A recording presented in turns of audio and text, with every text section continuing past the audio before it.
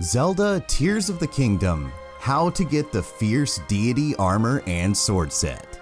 The Legend of Zelda Tears of the Kingdom has been out for a while now, and many players are still scratching the surface of this massive game. In addition to the 2 additional maps on top of and below the already huge map of Hyrule, there are dozens of awesome armor sets that provide helpful abilities and stat bonuses. Some of these armor sets are also callbacks to previous The Legend of Zelda games. And we're going to be covering how to obtain one of those classic sets in this guide. Majora's Mask is one of the weirder entries in the series, but that also makes it one of the most beloved. So when I found out that the Fierce Deity Armor and Sword from the climactic final battle of that game were in Tears of the Kingdom, I had to hunt them down. And now I'm sharing my hard work so you can breeze right on through and snag them. The set consists of Fierce Deity Mask, Armor, and Boots, and you'll need all 3 pieces of armor before you can obtain the sword. So let's get started. Starting the treasure hunt. To begin your journey, you'll need to head over to the Eldin region.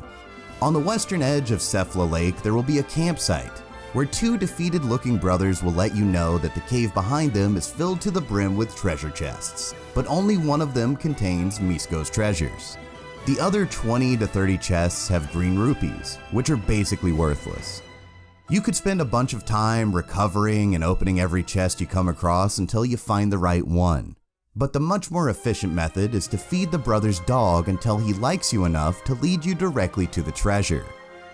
Side note, all dogs in the game do this, so keep a healthy stock of meat, apples, and other yummy treats to feed them if you're hunting down treasure chests. Once you've been led to the treasure, you'll get the Ember Trousers and a message in a bottle that will kick off the hunt for the Fierce Deity set.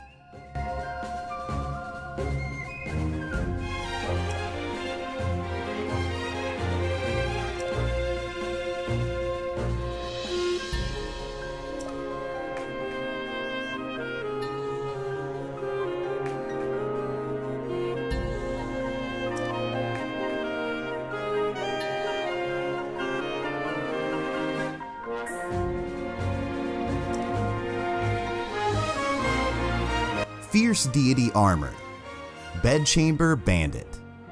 The first hint the message gives you is beneath the bedchamber of Akola's red-crowned citadel, which should lead you to Akola Citadel Ruins.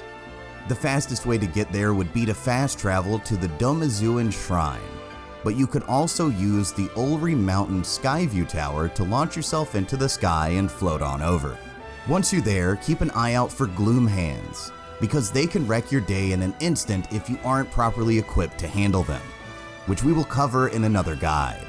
If you keep your distance long enough, the Gloom Hands will despawn and you'll then have free reign of the ruins.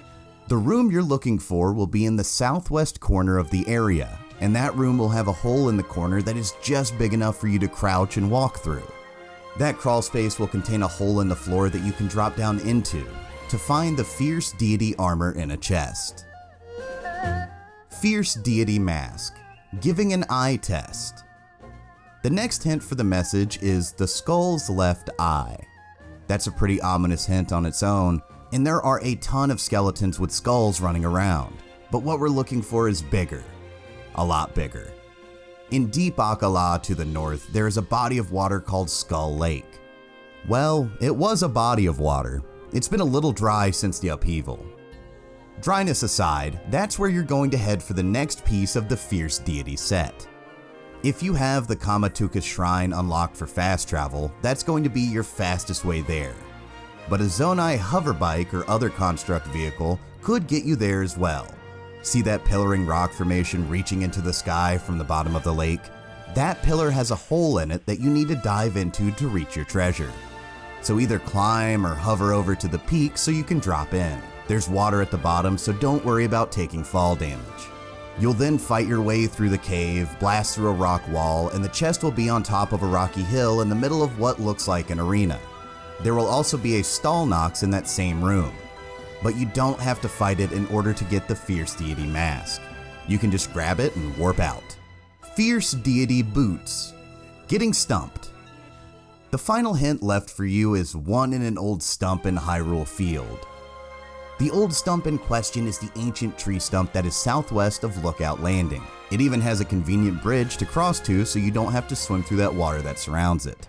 Once you drop into the stump, you'll see that there is an awful lot more going on than it might seem like from the outside.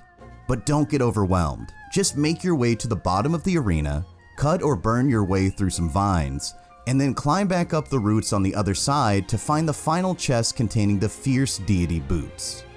Fierce Deity Sword, putting it all together.